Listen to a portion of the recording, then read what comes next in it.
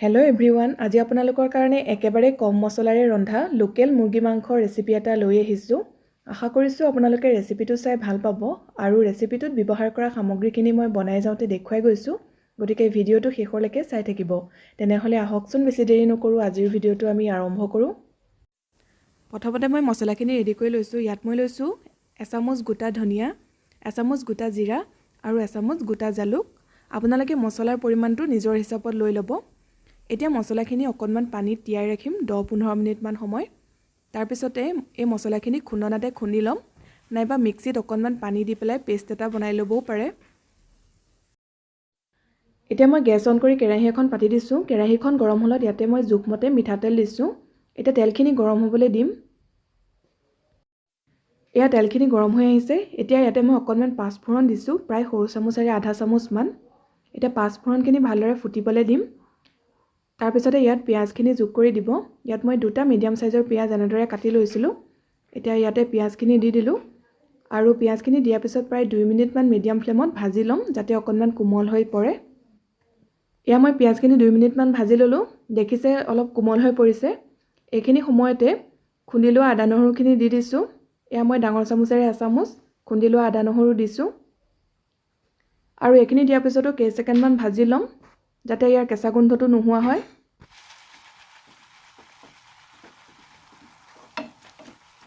এতিয়া প্ৰথমতে যিখিনি জিৰা, ধনিয়া আৰু জালুক তিয়াই ৰাখিছিলোঁ, সেই গোটা মছলাখিনি মই খুন্দনাতে এনেদৰে খুন্দি লৈছোঁ আৰু ইয়াতে দি দিলোঁ। মছলাখিনি আপোনালোকে মিক্সিতো খুন্দিব পাৰে, তেতিয়া অকণমান পানী দি পেলাই পিচি ল'ব আৰু মছলাখিনি দিয়াৰ পিছতো এনেদৰে ভালকৈ লৰাই অকণমান সময় ভাজি লৈছোঁ। গেছৰ ফ্লেমটো কমাই ৰাখিব। এতিয়া ইয়াতে জোখমতে হালধি দিছোঁ। ইয়াত মই সৰু চামুচেৰে এচামুচতকৈ অকণমান বেছিকৈ দিছোঁ আৰু হালধিখিনি দিয়াৰ পিছতো ভালদৰে লৰাই দিছোঁ। এয়া মই মছলাখিনি কম জুইত অকণমান সময় ভাজি ল'লোঁ। দেখিছে তেল বিৰিঙি আহিছে, মছলাখিনি ভালদৰে ভজা হৈ গ'ল। এতিয়া ইয়াতে মাংসখিনি যোগ কৰি দিছোঁ।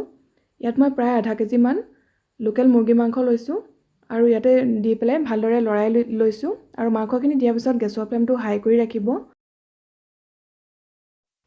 এইখিনি সময়তে সোৱাদমতে নিমখ দি লৈছোঁ আৰু নিমখখিনি দিয়াৰ পিছতো ভালদৰে লৰাই দিছোঁ। এইদৰে হাই ফ্লেমতে লৰাই অকণমান সময় ভাজি ল'ব, তেতিয়া মাংসৰ টেষ্টটো বেছি ধুনীয়া হয়। এয়া হাই ফ্লেমত মই 2 মিনিটমান মাংসখিনি ভাজি ল'লোঁ। এতিয়া গেছৰ ফ্লেমটো অলপ কমাই দিছোঁ আৰু ঢাকনিখনো লগাই দিলোঁ।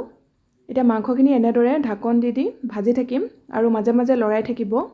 লগতে মই এটা আলু দি দিছোঁ, এনেদৰে টুকুৰা টুকুৰকৈ কাটি। আপোনালোকে আলুৰ পৰিমাণটো নিজৰ হিচাপত দি ল'ব। আলুখিনি দিয়াৰ পিছতো ভালদৰে লৰাই দিছোঁ। এয়া মন কৰিছে মাংসৰ পৰা পানী ওলাবলৈ আৰম্ভ কৰিছে। এতিয়া আমি এনেদৰে মাংসখিনি ভাজি থাকিম ঢাকন লগাই আৰু মাজে মাজে লৰাই থাকিব। এয়া মোৰ মাংসখিনি ভাজি লোৱা হৈ গ'ল। মই কম জুইত প্ৰায় 20 মিনিটমান সময় ভাজিলোঁ। এনেদৰে যদি মাংসখিনি অলপ সময় ভাজি লোৱা হয়, তেতিয়াহ'লে ইয়াৰ টেষ্টটো বহুত ভাল হয়। বহুত বেছি মছলা নিদিলেও হয় আৰু ইয়াৰ ৰংটো দেখিছে ধুনীয়া হৈ আহিছে। লগতে আলুও সিজিলে। এতিয়া মই ইয়াতে পানী যোগ কৰিম।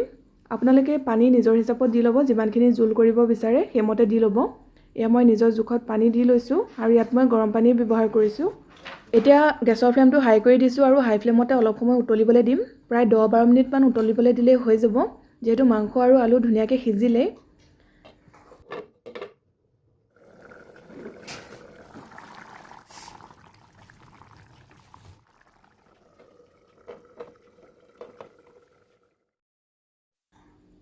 এয়া আমাৰ মাংসখিনি নমাই ৰাখিব পৰা হ'ল। এতিয়া মই একেবাৰে শেষত অকণমান ধনিয়া পাত ছটিয়াই দিছোঁ, লগতে 2টা কেঁচা জলকীয়া ফালি পেলাই দি দিছোঁ, তেতিয়া ইয়াৰ গোন্ধটো বৰ ভাল লাগে।